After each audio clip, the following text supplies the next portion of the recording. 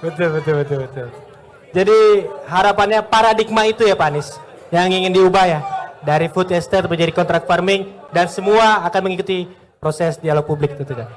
Selanjutnya Pak Anies, pertanyaan yang ketiga di segmen kedua. Wakil Presiden Ma'ruf Amin membuat pernyataan bahwa Wakil Presiden selanjutnya bukan jadi ban serep dan jangan rasa presiden. Gimana respon apa Anies mengenai hal itu? Waktu 2 menit untuk menjawab ada di sebelah sudut kanan durasinya. Ini maksudnya apa ini, Pak? Mau diulangi Pak Anies? Gini, ini kebetulan tadi di perjalanan saya juga baca buku ini nih. Gerakan Koperasi dan Perekonomian Rakyat oleh siapa? Bung Hatta. Apa yang menarik Bung Hatta? Bung Hatta ini kembali dari sekolah di luar negeri kalau nggak salah tahun 32. Ketika pulang di sini dia bawa berkoli-koli buku. Dan dia pulang sebagai anak muda yang sangat kompeten. Anak muda yang memiliki idealisme, punya wawasan, punya semangat juang, sehingga ketika kemudian Bung Hatta dan Bung Karno dipercayai menjadi pasangan presiden dan wakil presiden, maka seluruh bangsa Indonesia menengok kepada mereka berdua dengan kepala tegak. Dua-duanya orang-orang yang patut kita banggakan. Dua-duanya orang yang saling mengisi, setara, pengalamannya setara, wawasannya, idealismenya, dan teruji. Bung Hatta itu doktorandus di saat 95% penduduk buta huruf. Apa susahnya bagi dia untuk bekerja pada perusahaan Belanda? Dia kaya raya kalau dia mau kerja pada perusahaan Belanda. Dan dia tidak memilih itu. Dia memilih untuk berjuang bagi kemerdekaan. Jadi, saya berikan contoh. Dan contoh kedua misalnya hari ini, kita punya mantan wakil presiden, Yusuf Kalla. Yang kebetulan asisten dosennya Bung Hatta.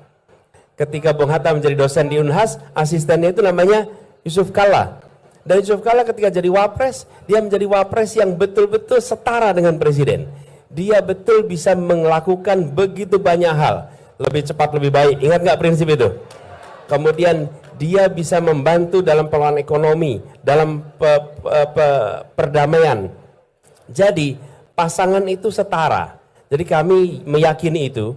Karenanya saya bersyukur sekali berpasangan dengan Gus Muhaimin Iskandar, seorang yang punya rekam jejak perjuangan sejak masa muda, aktivis sejak zaman mahasiswa, kemudian menjadi ketua umum PMII, lalu aktif di dalam proses politik, memimpin partai politik. Jadi bukan seseorang yang karbitan, bukan seorang yang mendadak jadi calon wakil presiden, sama sekali tidak.